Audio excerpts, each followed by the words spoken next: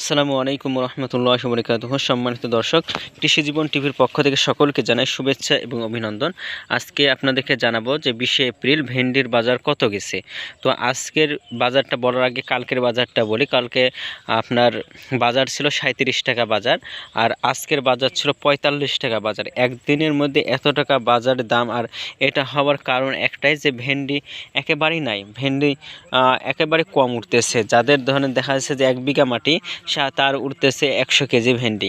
তো এইটা আপনাদেরকে যেটা এখন ভিডিওতে যে গাছগুলো দেখাচ্ছে এটা কিন্তু বর্ষার ভেন্ডি, তারা কিন্তু অনেক পরে লাগাইছিল। আর যারা আগে লাগাইছে তাদের মাথা টাথা সব কিছু ভেন্ডির গাছে শেষ হয়ে গেছে, এজন্য কিন্তু ভেন্ডি কম উঠতেছে।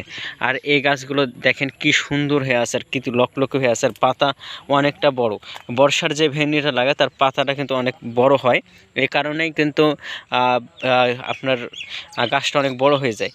বর্ষার ভেন্ডিটা অনেক চাপ হয়, ফাঁকা ফাঁকা করে এই জন্য ভেন্ডি লাগাতে হয়। আর আপনাদেরকে তো আমি দেখে এসেছি আমার ভিডিওতে যে আমরা কিভাবে ভেন্ডি লাগাইছি বর্ষাকালীন ভেন্ডিটা।